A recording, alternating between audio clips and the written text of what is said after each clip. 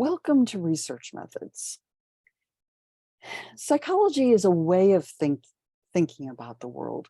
We are not just paying attention to what it is that people say or how they help people or how we can be most effective there. It's how we think about things. Whether or not you ever can collect data, your way of thinking is what will make you a psychologist or not. So let me put this in some context.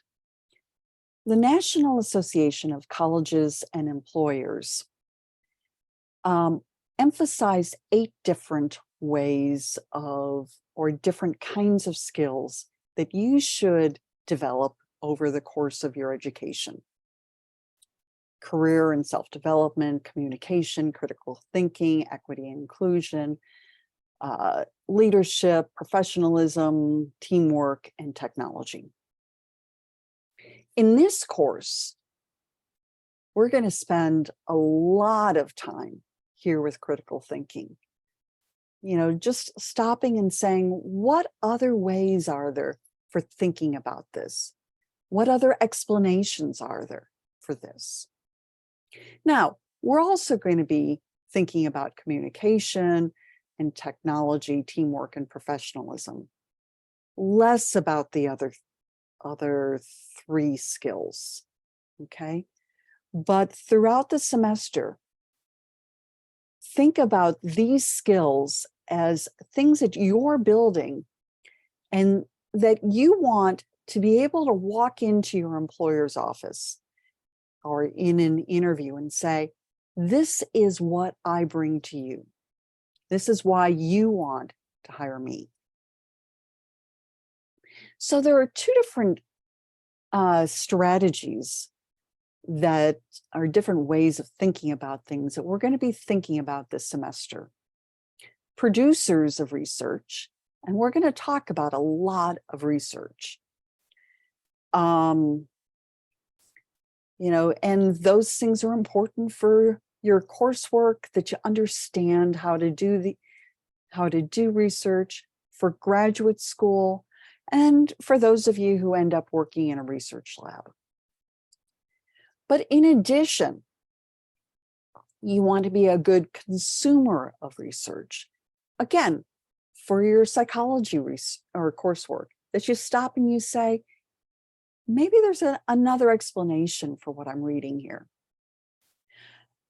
It's important when you're at home and you're reading a news story and you stop and you're skeptical and you say, what other reason, what other explanation might there be for what I'm seeing?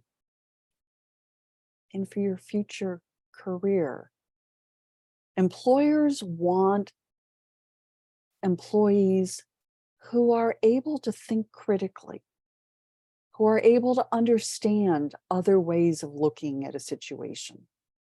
And for those of you who end up in one of the helping professions, you're going to be thinking about evidence-based treatment. So what kinds of treatments is there evidence for? And can you trust that evidence? So I think you gain a lot by being a critical consumer of information. You gain the ability to decide, should I be eating eggs or not? How many steps a day should I be should I be making? Should I meditate or not? Is there any relationship between performing yoga and your mental health? So being able to ask and answer those questions helps you to prevent you from being misled by both news articles, but also by people who are trying to sell you something, and maybe something without a whole lot of evidence. So here is an example. This is from an article, a National Geographic article about McNulty et al.'s work. And this particular article is talking about some research that McNulty et al. Did, where they showed people photos of puppies and bunnies next to a photo of their partner, and developed more positive associations with that partner than control groups who didn't have those associations.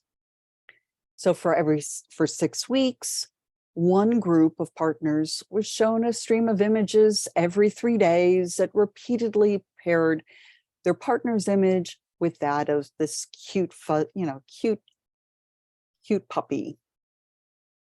The others saw things like buttons and shirts and, other kinds of relatively neutral images. It might be unethical to pair people with more negative images.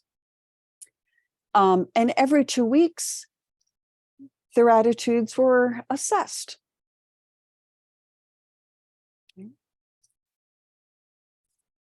So as you're reading this article in National Geographic, one of your questions should be, does this is this reliable information? Is this a correlation? Is this an association between two things? Between what you see and these outcomes, how attractive you find your partner? Or is there some more causal evidence? Is this an experiment? And I'm going to leave you there, leave you thinking about that.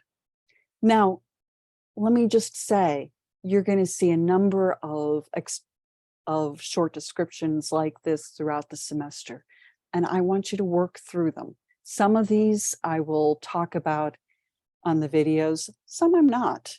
There are way more than I can talk about on the videos, but I want you to work through them, which will help you prepare for the next exam. And take care. Have a good day.